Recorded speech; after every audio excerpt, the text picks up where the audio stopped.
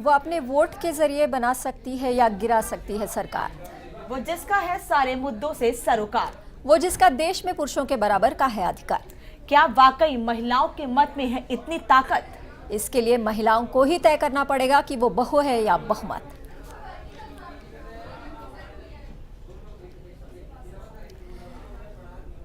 आज दिल्ली में हुई एक सनसनीखेज घटना ने एक बार फिर सुरक्षा का मुद्दा उठाया है।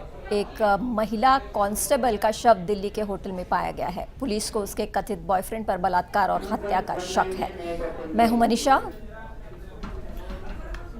और मैं हूं आपके साथ अनामिका। लगातार महिलाओं के साथ आपराधिक घटनाएं बढ़ती जा रही हैं। चुनाव की तारीखों का ऐलान जरूर हो चुका है, लेकिन जब मुद्दों की बात आती है, जनता के बीच जाकर झूठे वादे कर वोट मांगने की बात आती है, तो नेता इसमें कोई कोर कसर नहीं छोड़ते हैं। और कई बार देखा गया है कि इसका जो खामियाजा है महिलाएं काफी हद तक भुगतती हैं, क्योंकि जो वादे आज के दौर में किए जा रहे हैं वो महिलाओं से किए जा रहे हैं, जो अब तक केवल कोरे ही साबित हुए हैं।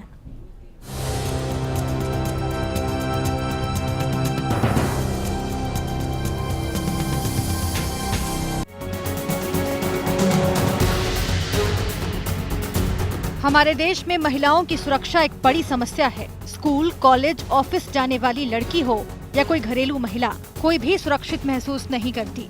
देश के सभी हिस्सों में महिलाओं से जुड़े अपराधों में लगातार बढ़ोतरी हो रही है। लचर कानून और पुलिस की ढिलाई एक अहम वजह है, जिसके कारण अपराधियों के हौसले बुलंद होते जा रहे हैं। महिलाओं की सुरक्षा सुनिश्चित करने के लिए ऐसा कानून लाने की जरूरत है, जिससे अपराधियों के मन में कानून का डर बैठे और महिलाओं पर होने वाले अपराधों में कमी आए। चुनाव का वक्त है और अब फैसला इन महिलाओं को ही करना होगा कि वे किसी के बहकावे में न आकर अपनी सुरक्षा की खातिर ऐसी सरकार चुने जो उनके हक में फैसले लेने में सक्षम हो।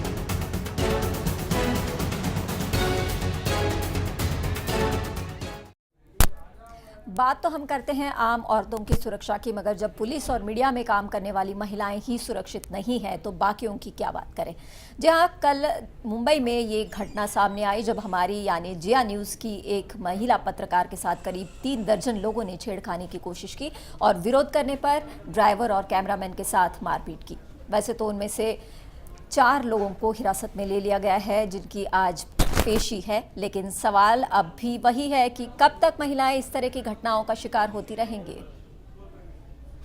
महिलाओं की सुरक्षा को जो लेकर चर्चा है, हर कोई सिर्फ चर्चा कर रहा है, बट ठोर कुछ भी नहीं हुआ है आज तक के। अगर आप इवन केजरीवाल की पार्टी को भी लीजिए, जो भी बोलते हैं बट ठोर कुछ भी नहीं हुआ है। तो मैं चाहूँगी कि ऐसी कोई पार्टी पावर में आए जो महिलाओं को सही मायने में सुरक्षा दे सके। जो भी पॉलिटिकल पार्टी चुन के आती है, मेरे सिर्फ यही एक्सपेक्टेशंस है कि सुरक्षा तो एक बहुत बड़ा मुद्दा है जिस पे बहुत ज़्यादा बातें हो रही है, तो आई थिंक उस पर मैं ज़्यादा फोकस नहीं करना चाहूँगी। बट मुझे ये भी कहना है कि विमेन एजुकेशन एक थोड़ा सा निगलेक्टेड विषय है, तो विमेन एजुकेशन पे अगर हम लोग ज़्यादा जोर दे सके।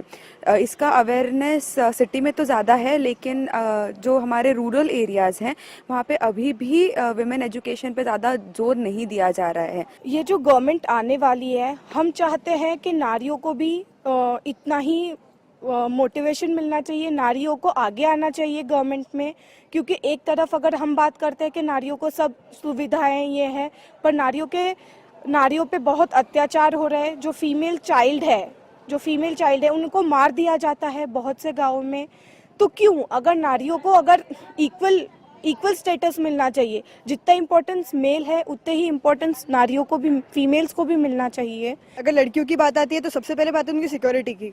आज हमारे पेरेंट्स अगर हमें घर के बाहर भेजते हैं तो यही सोच के कि ताकि बेटी का सुबह घर से निकल रही है तो वापस शाम को सेफली वापस आए।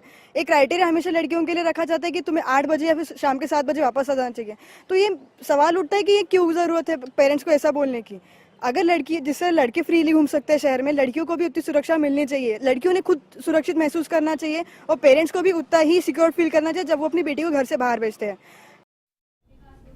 डरते हैं बेटियों को घर से बाहर भेजने के लिए माँ बाप, और जाहिर सी बात है डरना भी चाहिए, क्योंकि पिछले 1 साल में अगर हम देखें 2012 और 2013 के आंकड़े अगर हम देखें तो रेप के केसेस 130% बढ़ गए हैं 1 साल में, और मोलेस्टेशन के केसेस 400% से ज़्यादा बढ़ गए हैं। अनामिका, बिल्कुल, और उसके बाद भी ये कहा जाता है कि नहीं, आज के दौर में महिलाएं सुरक्षित हैं।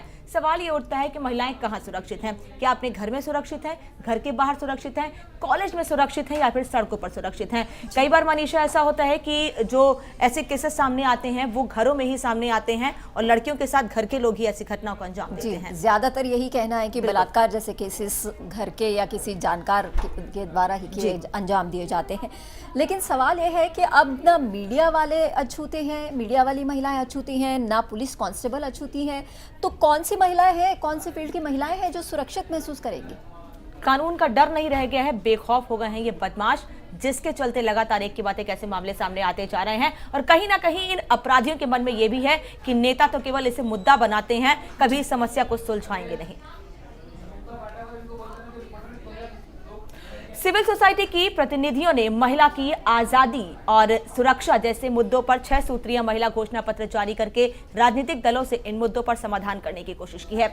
इन समूहों ने महिलाओं के खिलाफ लिंग आधिकारिक भेदभाव और हिंसा को खत्म करने के लिए व्यापक वित्त समर्थित और दीर्घकालिक सार्वजनिक शिक्षा कार्यक्रम की मांग की है। इनका कहना है कि महिलाओं के खिलाफ हिंसा को खत्म करने के लिए हर सरकारी एजेंसी को क्रियान्वयन के लिए व्यापक कार्रवाई योजना पेश करनी चाहिए। जी, इस वक्त हमारे साथ भोपाल से जुड़ी हुई है हमारी संवाददाता मुक्ता पाठक। मुक्ता, आप ये बताइए कि जब मीडिया की महिलाएं, मीडिया पत्रकार, कुछ दिन पहले आपको पता है कि मुंबई में भी ऐसा एक केस आया था फोटो पत्रकार के साथ, और आज दिल्ली में एक केस हुआ महिला कांस्टेबल के साथ, क्या कहेंगी आप? क्या देश में आज कोई भी महिला सुरक्षित है?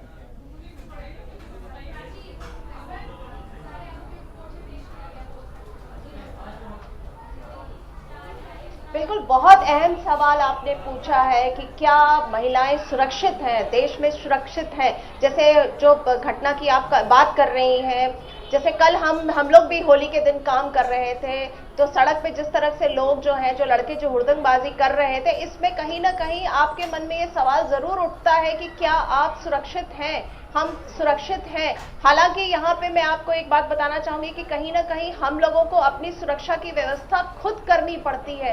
अपने आप को खुद देख के ये चलना पड़ता है कि हम किस तरफ जा रहे हैं, कहाँ जा रहे हैं, कैसे जा रहे हैं और हमारे साथ कौन है। क्या हम एक बंद कार में चल रहे हैं, हमारे साथ ड्राइवर जो है वो सही आदमी है, हमारा जो कैमरामैन है वो सही है, क्या हम सही चल रहे हैं। ये कहीं ना कहीं हमें अपनी सुरक्षा का ध्यान जो है बहुत हद तक खुद रखना पड़ता है। जी बिल्कुल मुक्ता, सुरक्षा का हमें अपनी ख्याल खुद रखना पड़ता है। आपके साथ कुछ महिलाएं इस वक्त मौजूद हैं, उनसे हम जानना चाहेंगे कि जब उनके बीच में ये पॉलिटिकल फिगर आते हैं, जब ये नेता आते हैं, तो इनसे जो वादे करते हैं उन वादों से ये कितने संतुष्ट होती हैं, या फिर जो इनसे ये कहा जाता है कि हमारे शासनकाल में तो कम रेप हुए हैं, उनके शासनकाल में ज्यादा हुए थे, तो क्या उसके आधार पर ये वोट देने जाती हैं?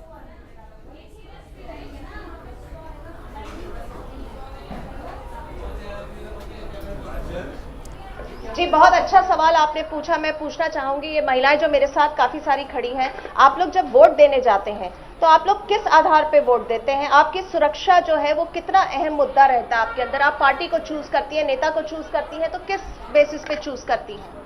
हम एक अच्छे व्यक्ति को ये सोच के वोट देते हैं ताकि हमारी महिलाओं की सुरक्षा काफ़ी अच्छी हो सके, और ये व्यक्ति अच्छा है या नहीं ये सोच के वोटिंग करते हैं। ये सोच के आप वोटिंग करती हैं। आप सोचती हैं, आप क्या सोचती हैं जब आप वोट देने जाती हैं? नेता के बारे में सोचती है, पार्टी के बारे में सोचती है, तो सोचती है अपने बारे में? खुद की सेफ्टी सबसे पहले तो इम्पोर्टेंट होती है। लोग अगर किसी हम वोट दे रहे हैं तो उसके पीछे हमारा भी एक मकसद होता है कि अगर हम उसे वोट दे रहे हैं तो ऑब्वियसली वो हमारे लिए हमें सेफ्टी प्रोवाइड करे, हम ऐसी चीजें दे ताकि हमें 4 के सामने जाने में कोई लॉस ना हो। बिल्कुल सही। आप जब वोट देती हैं तो आपकी सुरक्षा कितना बड़ा इशू है आपके लिए? देखिए, हमारे देश में सबसे बड़ा इशू अगर है तो सुरक्षा का है, महिलाओं की सुरक्षा का है। अभी मैं कुछ टाइम से देख रही हूँ कि मैं थैंक्सफुल हूँ मीडिया के लिए कि मीडिया ने एक सकारात्मक रवैया अपनाया है महिलाओं की सुरक्षा को लेकर। जिस तरीके से मीडिया ने अच्छी खबरें देकर महिलाओं को सुरक्षा की किस तरह से रहना चाहिए, इस तरह की जो जागरूकता पैदा की है, उसके लिए मैं मीडिया के लिए बहुत बहुत थैंक्सफुल हूँ। इसके अलावा महिलाओं को ये सोचना चाहिए कि अगर हम अपना नेता चुनते हैं या हम देश का भविष्य जो देखते हैं और हमारी सुरक्षा के लिए अगर हम देखते हैं तो नेता में वो सब चीज़ें देखना चाहिए, उसका चरित्र देखना चाहिए, वो कैसा कैसा आगे प्रशासन को चलाएगा। अभी हमारी कानून व्यवस्था भी बहुत खराब है, कानून व्यवस्था को सुधारना चाहिए, क्योंकि एक भय होना चाहिए। अगर महिला सुरक्षा को लेकर हम बात कर रहे हैं तो एक भय होना चाहिए, क्योंकि कहा भी जाता है कि भय बिना प्रीत नहीं। तो इस तरह का कानून व्यवस्था इतनी कड़ी होना चाहिए कि जुल्म करने वालों को इससे पहले सोचना पड़ जाए कि मैं ये क्या करने जा रहा हूँ। बहुत अच्छा पॉइंट आपने रेज किया है, आपने सुना होगा। थोड़ी बहुत अच्छा देर में point आपसे फिर से जुड़ेंगे। अनामिका ये कह रही थी कि मीडिया ने जागरूक किया है, लेकिन जागरूकता का क्या मतलब है? जब तक ये घर से बाहर नहीं निकलेंगी, जब तक अपना मत नहीं देंगी, तब तक जागरूकता का क्या मतलब है? बिल्कुल, और ना ही आप इस बात को समझेंगी वो कि जागरूकता का मतलब क्या है। कह तो रही है कि हम जागरूक हैं और हमें मीडिया ने जागरूक किया है, और हम इतने ज़्यादा अब कॉन्शियस हो जाते हैं जब बाहर जाते हैं, तो हम आसपास के देख कर कुछ काम करते हैं कि हमारे पास कोई व्यक्ति, कोई ऐसा व्यक्ति नहीं है जो गलत हरकत को अंजाम दे रहा है या आसपास किसी लड़की से कोई बदसलूकी कर रहा है। और जाहिर सी बात है, आप जैसा पूछ रही हैं मनीषा कि आखिर जागरूकता का मतलब क्या है, सबसे महत्वपूर्ण चीज ये है कि इन महिलाओं को ये बताना पड़ेगा कि सही मायने में जागरूकता और उनके अधिकार का मतलब क्या है। जी, लेकिन जो महिलाओं ने, संगठनों ने जो 6 सूत्रीय घोषणा पत्र जारी किया है, जिसमें उन्होंने सुरक्षा का मुद्दा भी एक अहम मुद्दा रखा है, उसके बावजूद क्या ऐसा नजर आता है कि कुछ फर्क पड़ा है किसी पार्टी को? केवल पॉलिटिकल पार्टीज ऐसा लग रहा है कि अपनी राजनीतिक रोटियां सेक रही हैं मनीषा, और इस मुद्दे पर हम वापस लौटेंगे। आपका जो सवाल है उस सवाल पर हम आगे भी बातचीत जारी रखेंगे, और हमारे सहयोगी से भी इस बारे में हम जानकारी लेने की कोशिश करेंगे जो उनके साथ महिलाएं हैं वो क्या कुछ सोचती हैं। फिलहाल वक्त है एक ब्रेक का। ब्रेक के बाद भी हमारा एक खास कार्यक्रम लगातार जारी है जिसका नाम है बहू या बहुमत।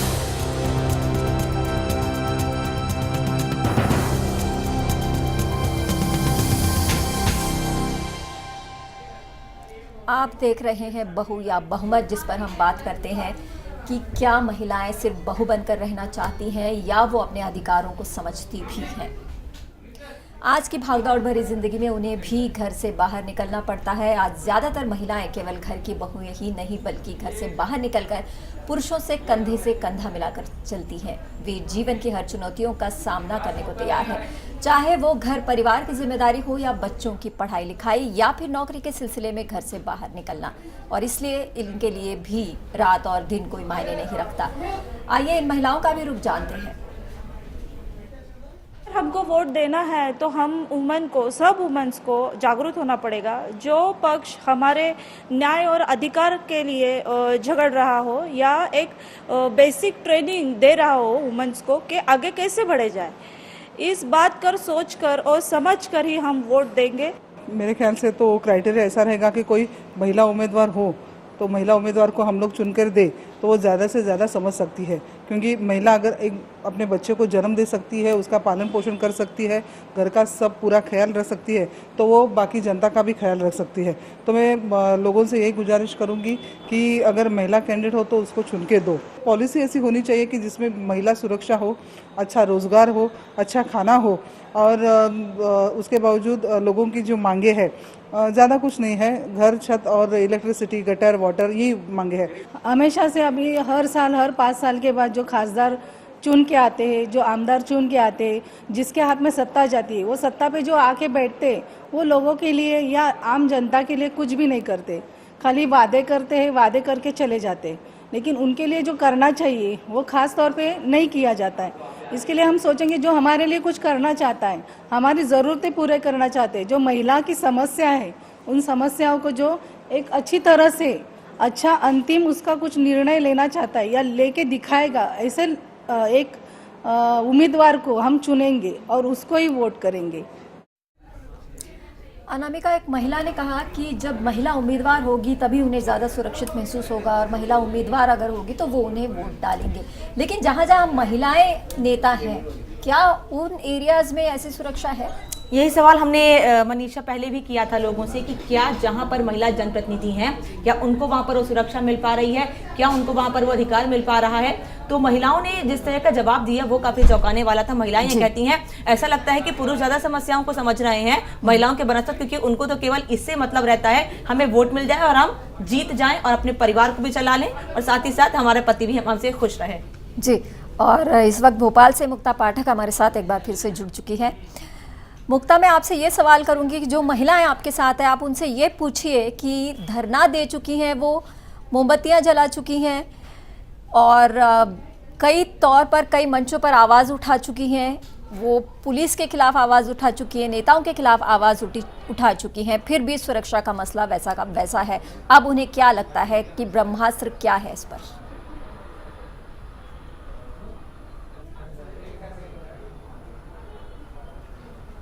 बहुत अच्छा सवाल आपने पूछा। देखिए, लोग धरना कर चुके हैं, महिलाएं मोमबत्ती कैंडल मार्च निकाल चुकी हैं, ज्ञापन सौंप चुकी हैं, नेताओं के पास गुहार लगा चुकी है, लेकिन सुरक्षा अभी भी उतना ही बड़ा इशू बना हुआ है, उतनी ही चिंता है। आपको क्या लगता है क्या करना चाहिए? क्या ब्रह्मास्त्र यूज करना चाहिए कि महिला का सुरक्षा जो है उसको सीरियसली लिया जाए?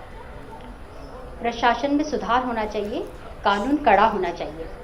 अभी मैं कई टाइम से देख रही हूँ कि महिलाएं कॉलेज, स्कूल, कोचिंग क्लासेस जाते वक्त अपने आप को असुरक्षित महसूस कर रही हैं। वो सहम सी गई हैं। वो देख रही हैं कि जब प्रशासन ही सुस्त बैठा रहेगा तो महिलाएं क्या कर सकती हैं। महिलाओं को तो सक्सेस पाने के लिए घर से तो बाहर निकलना ही होगा। मेरे ख्याल से प्रशासन को सख्त होना पड़ेगा, कानून को कड़ा करना होगा और हर बात को सीरियस लेना होगा। कानून कड़ा करना होगा, जैसा ये महिला मेरे साथ है जो कह रही है कि कानून को कड़ा करना पड़ेगा ताकि जो है महिला का जो सुरक्षा का जो इशू है उसको सीरियसली लिया जाए। आइए मैं इनसे भी पूछती हूँ, आप क्या सोचती हैं, क्या करना चाहिए कि महिला का सुरक्षा जो है, महिला सुरक्षा जो है वो एक सीरियस मुद्दा बने? जो हमारी बहन ने अभी कहा कि सुरक्षा बहुत कड़ी होनी चाहिए। देखा जाता है कि यदि कोई महिला पुलिस या कहीं जाती है तो उसकी सुनवाई नहीं की जाती। सबसे बड़ा, जैसा कि इन्होंने बताया कि कड़ाई नहीं है, ये बात हकीकत है। आप कभी भी कोई महिला जाती है तो उसकी बात सुनी नहीं जाती। बात सुनी नहीं जाती, ये बहुत अहम। हाँ, सुनी नहीं जाती, उसे पे खुद ब्लेम किया जाता महिला पे। किसी भी मुद्दे को लेके यदि वो जाए, महिला की बात सुननी चाहिए। महिला के साथ जाना चाहिए, उन लोगों को देखना चाहिए कि गलत क्या है और सच क्या है। बहुत अच्छा इन्होंने और गलत क्या है ये पहचानना चाहिए महिलाओं को खुद। और साथ ही साथ एक महिला ने ये बात कही कि कड़े कानून बनाए जाने चाहिए। लेकिन सवाल यह है कि महिला सुरक्षा को लेकर कई कानून बनाए गए हैं, कानून की बात कही गई है, लेकिन क्या वो कानून अमल में लाए जा रहे हैं, ये सवाल लगातार बना हुआ है, जिसका जवाब ना ही नेता दे पा रहे हैं, ना ही प्रशासनिक अधिकारी दे पा रहे हैं। हमारा एक खास कार्यक्रम लगातार जारी है जिसका नाम है बहु या बहुमत। फिलहाल वक्त है ब्रेक का, आगे भी चर्चा लगातार जारी है।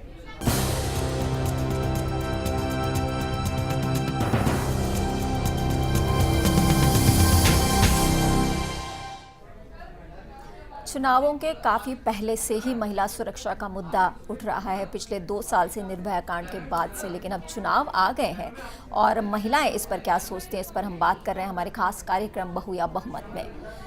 पिछले कुछ समय के रिकॉर्ड पर अगर नज़र डालें तो हम देखते हैं कि समाज की बुजुर्ग महिलाओं से जुड़े अपराधों में खासा इजाफा हुआ है। ये महिलाएं बदमाशों की सॉफ्ट टारगेट्स होती हैं क्योंकि ये शातिर अपराधियों का सामना करने में उतनी समर्थ नहीं होती। इन महिलाओं को सुरक्षा देना भी आने वाले लोकसभा चुनाव में अहम मुद्दा है। आइए सुरक्षा को लेकर बुजुर्ग महिलाओं का नजरिया भी जानते हैं। महंगाई भी कम होनी चाहिए।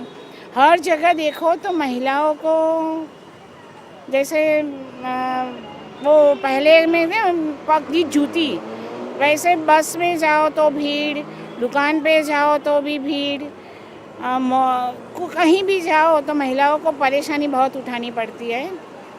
वो दूर होनी चाहिए। बस क्या महंगाई कम करो और क्या चाहिए। और लेडीज़ को सुरक्षा चाहिए ना। जो ये होता है लेडीज़ के ऊपर बलात्कार, ये सब, उसकी तो कुछ होता ही नहीं ना। कोई ध्यान देते नहीं, पुलिस वाला भी कुछ करते नहीं है। कोई भी बन जाए, हमें किसी के साथ नहीं जाना है, हमें हमारी बात रखनी है। हमारे जो प्रॉब्लम्स है उसका हल कौन लाता है, हमारे लिए मेन ये बात है। और हम चाहते हैं कि सबसे पहले स्त्री केड़वणी पर ध्यान दिया जाए और महिलाओं की सुरक्षा पर ज़्यादा ध्यान दिया जाए। और महंगाई जो है वो भी हमें बहुत सताती है, इसके लिए हम चाहते हैं कि ये महंगाई जो है इसको कम से कम हमारे लिए, हमारा बजट में हमारा काम हो सके, ऐसा किया जाए। जी, एक महिला ने कुछ देर पहले ये कहा था कि कानून को और सख्त होना चाहिए, कानून को और कड़ा होना चाहिए, लेकिन रेप जब हुआ निर्भया कांड जो हुआ इतना बड़ा, उसके बाद कानून को कड़ा कर दिया गया, रेप की सज़ा बढ़ा दी गई, पुलिस पेट्रोलिंग ज़्यादा कर दी गई, ऐसा पुलिस का कहना है और प्रशासन का कहना है। इसके बावजूद हर पुलिस थाने में एक महिला कांस्टेबल रहेगी, ये भी मैंडेटरी कर दिया गया। फ़ोन लाइंस कई जगह शुरू हो चुकी हैं। कई संगठनाएं ऐसी हैं जो महिलाओं को अलग से सुरक्षा देने के लिए फ़ोन लाइंस अपनी अपनी खोल रही हैं। ये कानून कड़ा हो चुका है, आपने जैसे कहा कि अमल में नहीं लाया जाता, लेकिन ये सारे मामले तब, ये सारी फैसिलिटीज़ तब काम आती है जब कोई कांड हो चुका होता है। क्या आपको नहीं लगता कि प्रिवेंटिव मेजर्स पे हम कोई ध्यान नहीं देते हैं? ना ही हम प्रिवेंटिव मेजर्स पर ध्यान दे रहे हैं और ना ही इस ओर ध्यान दिया जा रहा है कि आखिर जो महिलाएं घरों से बाहर निकल रही हैं वो सुरक्षित हैं या नहीं। मनीषा भी जैसा कि पेट्रोलिंग की बात कही गई थी कि पेट्रोलिंग किस तरीके से मतलब हमने बढ़ा दी है, पुलिस वाले लगातार ये बात कहते हैं। कल त्योहार का दिन था, हमारी जो महिला पत्रकार के साथ बदसलूकी हुई है, उस दिन पुलिस वालों को पेट्रोलिंग चौकन्नी रखनी चाहिए थी, ध्यान देना चाहिए था किसी महिला के साथ वहां पर बदसलूकी नहीं हो, लेकिन उसके बावजूद भी एक महिला पत्रकार के साथ बदसलूकी की गई। और शायद अगर वो पत्रकार नहीं होती तो पुलिस इतनी ज्यादा जागरूक भी नहीं होती और ऐसे मामले में कड़ी कार्रवाई नहीं की जाती। जी, पत्रकार है शायद इसलिए 4 लोगों की गिरफ्तारी हुई, लेकिन 30-40 लोग अभी भी हाथ नहीं आए हैं, या यूं कहें कि उनका रसूख है, इसलिए शायद उन्हें जानबूझकर अभी हल्के में लिया जा रहा है। तो सच में वाकई में महिलाओं की सुरक्षा एक बड़ा विषय है। आने वाले लोकसभा चुनाव में महिलाओं को अपनी आवाज़ बुलंद करनी होगी, जिससे आने वाली सरकार कुछ ऐसे फैसले लेने पर मजबूर हो सके जिससे महिलाओं की सुरक्षा सुनिश्चित हो सके। उन्हें अपनी सशक्त मौजूदगी का एहसास कराना ही होगा, उन्हें अपनी वोट की ताकत को पहचानना ही होगा। आज देश में महिला अपराधों में खासी बढ़ोतरी हो रही है और इन पर लगाम लगाना बहुत ही जरूरी हो गया है। तो हम सभी महिलाओं का यह फर्ज भी बनता है कि हम ऐसी सरकार बनाने में सहयोग करें जो उन्हें सुरक्षा मुहैया कर सके। तो आज के लिए बस इतना ही, और बहुमत में हम महिलाओं से जुड़े ऐसे ही मुद्दे उठाते रहेंगे।